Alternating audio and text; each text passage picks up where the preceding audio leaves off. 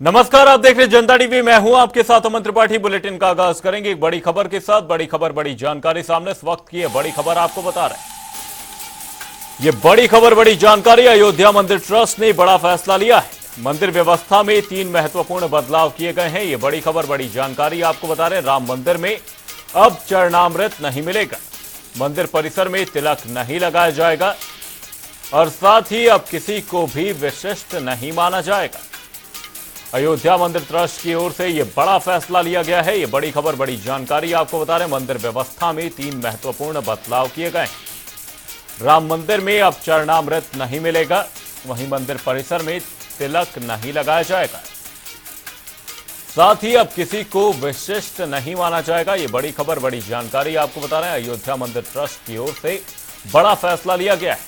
मंदिर व्यवस्था में 3 महत्वपूर्ण बदलाव देखे जा रहे हैं। राम मंदिर में अब चरणामृत नहीं मिलेगा, वहीं मंदिर परिसर में तिलक नहीं लगाया जाएगा, साथ ही अब किसी को भी विशिष्ट नहीं माना जाएगा।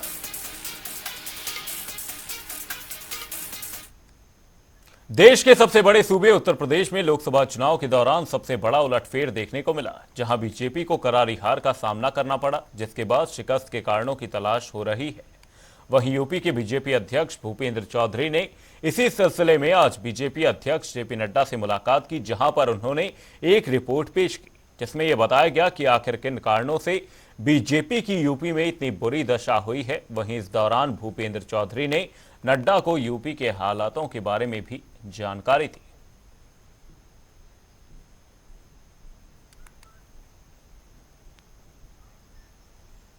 भीषण गर्मी और चिलचिलाती धूप ने जहां जनजीवन पूरी तरह से अस्त व्यस्त कर दिया है, वहीं अब मौसम ने अचानक करवट लेने से लोगों ने राहत की सांस भी ली है। दरअसल मौसम के बदले मिजाज से कई जिलों में झमाझम बारिश हुई, जिससे लोगों को गर्मी से राहत मिली है। टीवी स्क्रीन पर इस वक्त हम आपको 3 अलग अलग जगहों की तस्वीरें दिखा रहे हैं, जहां झमाझम बारिश से लोगों ने राहत की सांस ली है। तस्वीरें कानपुर देहात, मेरठ और आगरा से सामने हैं, जहां पर झमाझम बारिश के बाद लोगों ने राहत महसूस की है।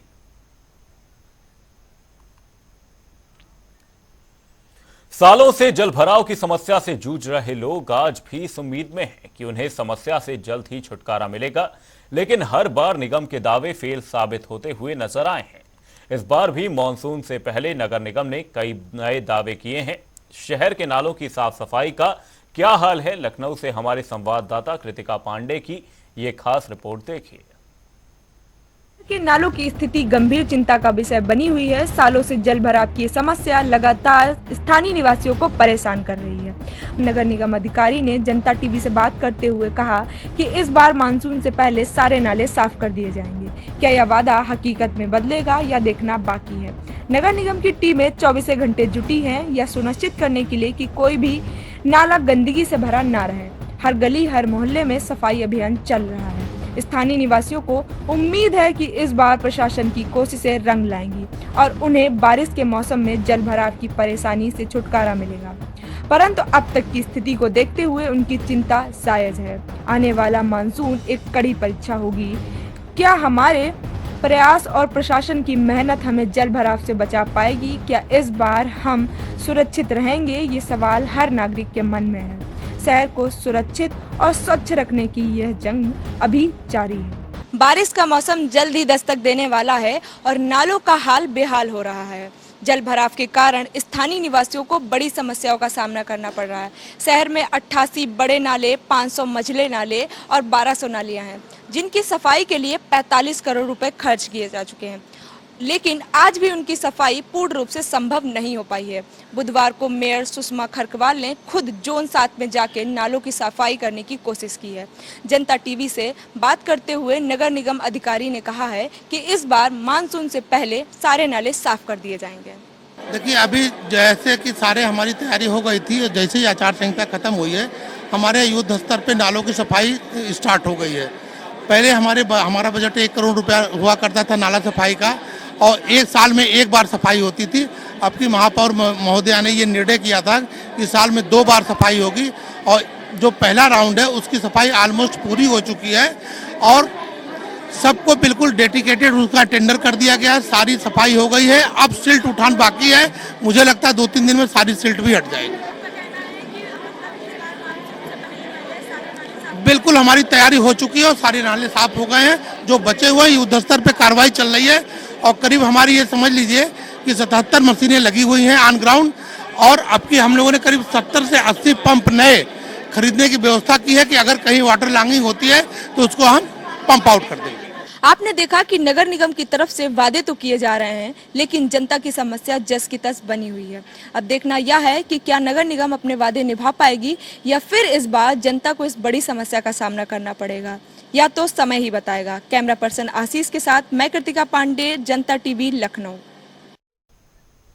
एक तरफ सोने चांदी के दामों में भारी उछाल से सर्राफा व्यापारी और ग्राहक दोनों पर भार पड़ रहा है, तो चांदी अब 1 लाख की तैयारी में है।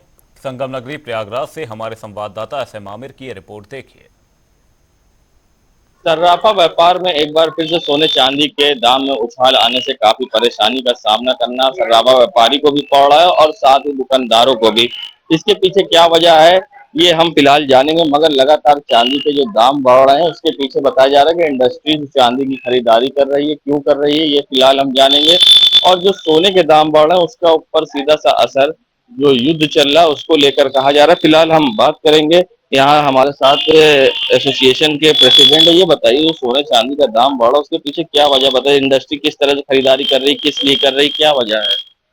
इसका कारण ये है कि जो हमाम और इजराइल में युद्ध चल रहा है उसका भी कुछ कारण है, और चुनाव भी अभी खत्म हुआ है। चुनाव के बाद हम लोगों को उम्मीद थी कि चांदी सोने का भाव गिरेगा, लेकिन ऐसा कुछ भी नहीं हुआ।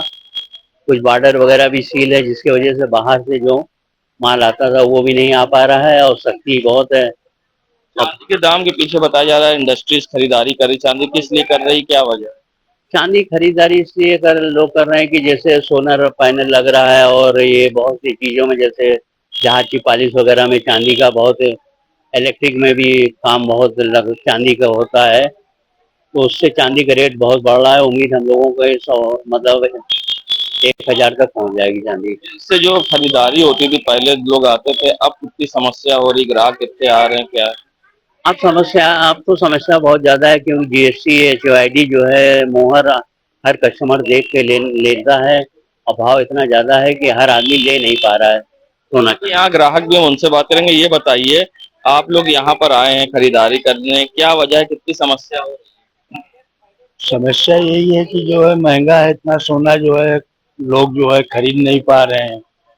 महंगाई की वजह से जो है आदमी के पास पैसा नहीं है, कहाँ से खरीदे। 72,000 सोना अब आप लोग के हाथ के बाहर हो गया, नहीं खरीदते हैं। चांदी सोना महंगा हुआ है, इसलिए जो है खरीद नहीं पा रहे हैं, बाहर से सोना आ नहीं। आप लोग आए थे लेने, कितनी समस्या हो रही? रेट सुन के जो है हम लोग घबरा रहे हैं कि कैसे खरीदा जाए, कैसे न। घबरा गए इनका कहना है रेट सुनकर, मगर जिस तरह सोने चांदी का रेट बढ़ रहा है, चांदी का दाम बढ़ने के पीछे वजह बताई जा रही इंडस्ट्रीज जो सोलर पैनल और इलेक्ट्रिक व्हीकल में चांदी का कंज्यूम होता है, और साथ ही ऐसे में जो चांदी है वो कई और कामों में भी आती है, जिसकी वजह से चांदी के दाम बढ़ रहे हैं। और हमास और इजराइल की अगर लड़ाई की बात करें तो उसका असर भी सोने के दाम पर पड़ रहा है, जिससे अब एक बार सर्राफा व्यापारी और साथ ही यहाँ जो खरीदारी करने लोग आ रहे हैं उनको इसका सामना करना पड़ा। अब देखना होगा सोने चांदी के दाम में कब गिरावट आती है, जिससे हर आम आदमी भी इसको खरीद सकेगा, ये देखने वाली बात होगी। जनता टीवी के लिए सैयद मोहम्मद आमिर, प्रयागराज। उत्तर प्रदेश में योगी सरकार ने 16 IPS अधिकारियों का ट्रांसफर कर दिया है। इसी के साथ राजधानी लखनऊ और प्रयागराज के पुलिस कमिश्नरों को भी बदल दिया गया है। इस संबंध में सरकार की ओर से नोटिफिकेशन जारी कर दिया गया है।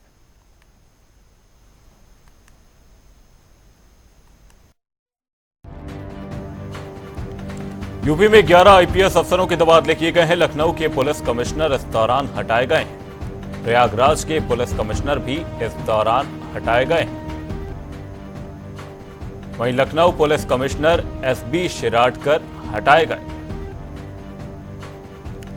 वहीं अमरेंद्र कुमार सेंगर लखनऊ के नए पुलिस कमिश्नर होंगे। SB शिराडकर अपर पुलिस महानिदेशक लखनऊ जोन बनाए गए हैं। रमेश शर्मा अपर पुलिस महानिदेशक बरेली जोन बनाए गए हैं। वहीं प्रेमचंद मीणा एडीजी पुलिस आवास निगम लखनऊ बनाए गए। Vinod Kumar Singh ADG cyber crime UP बनाए गए। प्रकाश डी अपर पुलिस महानिदेशक रेलवे बनाए गए। वहीं जय नारायण सिंह को एडीजी पीटीसी सीतापुर की जिम्मेदारी दी गई। CBCID UP ADG LV Antony Dev को बनाया गया है। वहीं रघुवीर लाल को एडीजी सुरक्षा के साथ एडीजी एसएसएफ की जिम्मेदारी दी गई है। वहीं के सत्यनारायण अपर पुलिस महानिदेशक यातायात बनाए गए। बीडी पॉल्सन अपर पुलिस महानिदेशक प्रशिक्षण बनाए गए। बुलेटिन में रुक करेंगे उत्तर प्रदेश से जुड़ी ताबड़तोड़ खबरों की ओर। हमीरपुर में 2 मासूम के साथ मां ने खाया जहर। मां और बड़े बेटे की हुई मौत। छोटे पुत्र की हालत गंभीर। मुस्करा थाना क्षेत्र का मामला। 2 मासूम के साथ मां ने खाया जहर। कन्नौज में समाधान दिवस पर पहुंचे डीएम और एसपी। दोनों अधिकारियों ने फरियादियों की सुनी समस्याएं। सभी समस्याओं को जल्द निस्तारण के दिए निर्देश।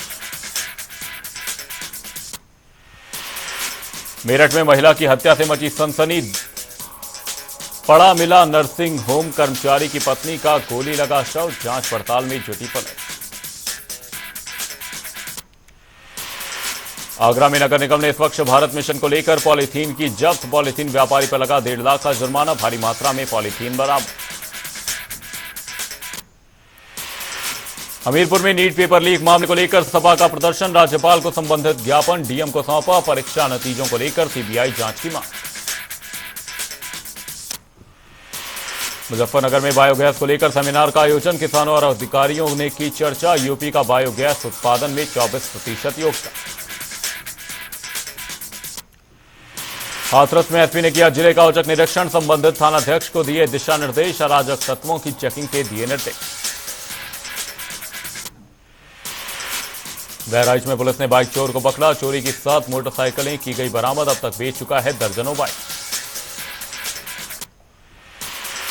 बहराइच में शातिर ठगों को पुलिस ने किया गिरफ्तार। नौकरी के नाम पर करता था ठगी। लोगों से की लाखों रुपए की ठगी।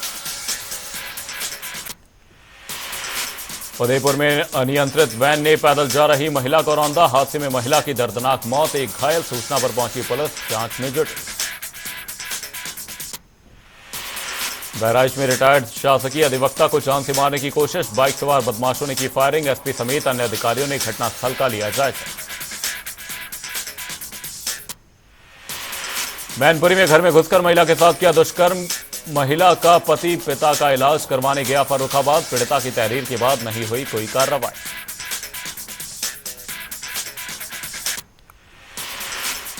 बहराइच में समाधान दिवस पर डीएम और एसपी ने थानों का लिया जायजा। बुजुर्ग फरियादी की सुनी फरियाद। आंखों के ऑपरेशन के लिए सीएमओ को दिए निर्देश। रायबरेली में हाईवे के किनारे अनियंत्रित बोलेरो गड्ढे में गिरी। हादसे में आधा दर्जन से अधिक लोग हुए घायल। सीएससी से जिला अस्पताल किया गया रेफर।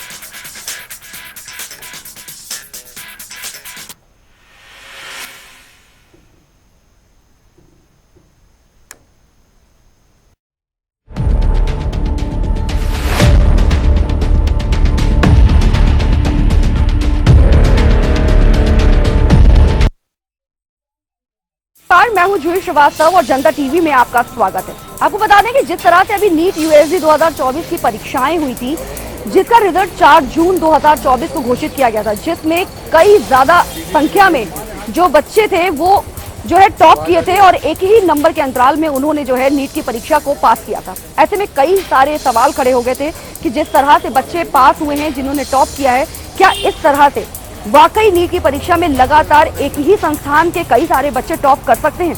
क्या वाकई नीट की परीक्षा में कोई धांधलेबाजी हुई थी? क्या नीट का पेपर लीक किया गया था?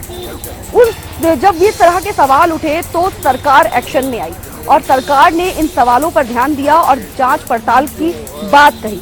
लेकिन दोबारा से सरकार ने घोषणा की कि अगर नीट की परीक्षा में धांधलेबाजी हुई है तो ये पेपर दोबारा कराया जाएगा।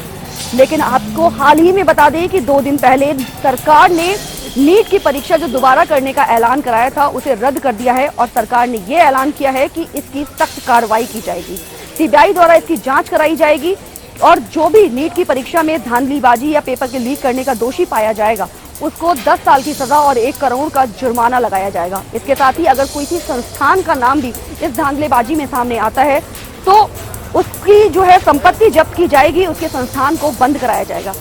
सरकार ने ऐलान तो कर दिया है, लेकिन जब इन्हीं सारी कार्रवाई को लेकर हम जनता के बीच पहुंचे और स्टूडेंट्स से हमने बात की तो स्टूडेंट्स का कहना है कि हमें इस कार्रवाई से कुछ लेना देना नहीं, क्योंकि सरकार अपनी कार्रवाई कर रही है, लेकिन जो हमने समय बर्बाद किया, जो हमारा समय बर्बाद हुआ, हमने रात दिन एक करके जो हमने पढ़ाई की, जो पेपर दिया, उससे जो रिजल्ट सामने आया है, कहीं ना कहीं हमें निराशा हाथ लगी है। बहुत से बच्चों ने तो निराश होकर आत्महत्या तक कर ली है। बच्चों का, विद्यार्थियों का कहना है कि हमारी मेहनत सरकार को वेस्ट नहीं जाने देनी चाहिए, क्योंकि हमने बहुत मेहनत की है। वो अपनी कार्रवाई जरूर करें, लेकिन इस पेपर को दोबारा कराए ताकि हमारा भविष्य उज्जवल हो सके और हमारी मेहनत जो है सफल हो सके। बाकी तो ये तो भविष्य बताएगा और समय बताएगा कि सरकार सिर्फ कार्रवाई करेगी या सिर्फ आश्वासन देकर वापस जो है शांत बैठ जाएगी। तब तक बने रहिए हमारे साथ और देखते रहिए जनता टीवी। मैं जूही श्रीवास्तव, वीडियो पर्सन के साथ। कानपुर देहात में बदला मौसम का मिजाज, लोगों ने ली राहत की सांस। आपको बता दें कि जनपद कानपुर देहात के कई हिस्सों में आज बारिश हो जाने से मौसम सुहाना हो गया और लोगों ने राहत की सांस ली। लगातार जिस तरह से बढ़ती गर्मी ने लोगों के पसीने छुड़ा रखे थे, तो वहीं आज कानपुर देहात के कई हिस्सों में हुई बारिश से लोगों को राहत की सांस जरूर मिली है, क्योंकि बारिश के बाद मौसम सुहाना हो गया और इस बारिश का लुत्फ भी कानपुर देहात के जनपद वासियों ने उठाया। आपको बता दें कि लगातार भीषण गर्मी ने लोगों को परेशान कर रखा था, जीवन अस्त व्यस्त था, तो वहीं इस बारिश से कहीं न कहीं राहत की सांस जरूर मिली है। जो कानपुर देहात में धान की फसल करने वाले किसान हैं, उनके लिए भी राहत है, क्योंकि जिन लोगों ने बीज के अंकुरण के लिए बुआई कर रखी थी, उनका अब अंकुरण प्रतिशत भी कहीं न कहीं बढ़ेगा, क्योंकि धान की रोपाई के लिए मौसम ठंडा और पानी की आवश्यकता होती है। जिस तरह से यह बारिश हुई है, तो कहीं न कहीं जनपद के तमाम क्षेत्रों के लोग भी खुश नजर आ रहे हैं और अब उन्हें कहीं न कहीं लगातार हो रही इस बारिश से, गर्मी से भी निजात मिलेगी। लोगों का मानना यह है कि लगातार इसी तरह से मानसून आएगा तो जल्द ही मौसम में तब्दीली होगी और लोग राहत की सांस लेंगे। कानपुर देहात से गौरव शुक्ला, जनता टीवी। मेरठ में एक डॉक्टर के क्लिनिक पर बदमाशों ने ताबड़तोड़ फायरिंग कर दी। इस फायरिंग में वहां बैठे एक मरीज के पेट में गोली जा लगी, जिससे उसकी हालत बिगड़ गई। आनंद फानन में उस शख्स को हॉस्पिटल भेजा गया है। आपको बता दें कि ये मामला मेरठ के थाना लोहियानगर इलाके का है, जहां डॉक्टर MD खान का कुछ युवकों से विवाद हो गया था। इसका बदला लेने के लिए चारों ही बदमाश वहां पहुंचे और उन्होंने वहां डॉक्टर को जान से मारने की नीयत से क्लिनिक में फायरिंग कर डाली। हालांकि डॉक्टर इस हमले में बाल बाल बचे हैं, लेकिन वहां बैठे एक मरीज के पेट में गोली जा लगी। आपको बता दें कि इस वारदात को अंजाम देने के बाद जब बदमाश भागने लगे तो उनमें से 2 बदमाशों को भीड़ ने घेरते हुए उनको पकड़ लिया और उनकी जमकर पिटाई भी की। बहरहाल पुलिस ने इस मामले में मुकदमा दर्ज करते हुए 2 आरोपियों को गिरफ्तार कर लिया है, बल्कि तो 2 आरोपी फरार है, उनकी तलाश भी तेज कर दी है। आपको बता दें कि ये मामला मेरठ के थाना लोहियानगर इलाके का है। पुलिस क्षेत्राधिकारी राजीव सिरोही व रसूलाबाद कोतवाल मुकेश सोलंकी के नेतृत्व में आयोजित हुआ थाना समाधान दिवस। आपको बताते चले पूरा मामला जनपद कानपुर देहात के रसूलाबाद कोतवाली का है, जहां पर रसूलाबाद कोतवाली में पुलिस क्षेत्राधिकारी राजीव सिरोही व रसूलाबाद कोतवाल मुकेश कुमार सोलंकी के नेतृत्व में थाना समाधान दिवस आयोजित किया गया। वहीं पर थाना समाधान दिवस में सैकड़ों संख्या में फरियादी पहुंचे, जहाँ पर सीओ व कोतवाल ने फरियादियों की फरियाद को सुना। वहीं पर राजस्व विभाग भी थाना समाधान दिवस में मौजूद रहा और कई शिकायतों का तुरंत निस्तारण किया गया। हालांकि पूरे मामले पर लगातार पुलिस क्षेत्राधिकारी गहनता से जांच पड़ताल करते रहे फरियादियों की शिकायत पर और उन फरियादियों को आश्वासन दिया कि उनकी शिकायतों पर जल्द निस्तारण किया जाएगा। अब देखना यह है कि लगातार थाना समाधान दिवस पर जहां पर पुलिस का मित्र चेहरा एक बार फिर सुर्खियों में बना हुआ है और पुलिस कि इस कार्यशैली को लेकर जहां सैकड़ों फरियादी उनकी प्रशंसा कर रहे थे कि ऐसे जो पुलिस अधिकारी हों तो फिर पीड़ित को न्याय समय से मिलता रहेगा। तो वहीं पर अब एक बार फिर रसूलाबाद पुलिस का चेहरा एक बार कीर्तिमान स्थापित कर रहा है और फरियादियों की जो शिकायतें हैं उन्हें तुरंत निस्तारण किया जा रहा है। विशाल सिंह, जनता टीवी, रसूलाबाद, कानपुर देहात। संगम नगरी प्रयागराज के करैली थाना क्षेत्र में उस समय हड़कंप मच गया जब एक लस्सी की दुकान पर कुछ दबंग टाइप के युवक पहुंचे और तमंचा लहराते दिखाई दिए।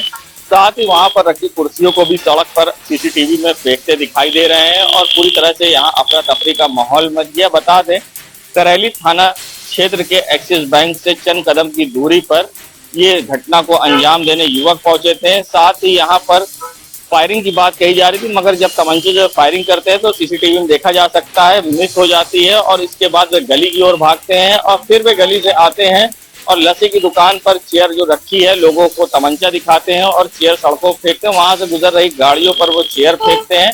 फिलहाल वहां पर जो महिलाएं और जो अन्य पुरुष थे लस्सी की शॉप पर आए थे, अपनी जान बचाकर भागते दिखाई दिए हैं। दबंगों की दबंगई करैली थाना क्षेत्र में देखने को मिली है, जो पूरी घटना सीसीटीवी में कैद हो गई है और अब सीसीटीवी सोशल मीडिया पर वायरल हो रहा है। मगर जिन दबंगों की तलाश में अब पुलिस मामला दर्ज करके जांच में जुट गई है और जल्द ही इन्हें सलाखों के साथ ही इनकी तलाश में जगह जगह दबिश दे रही है। जनता टीवी के लिए सैयद मोहम्मद आमिर, प्रयागराज।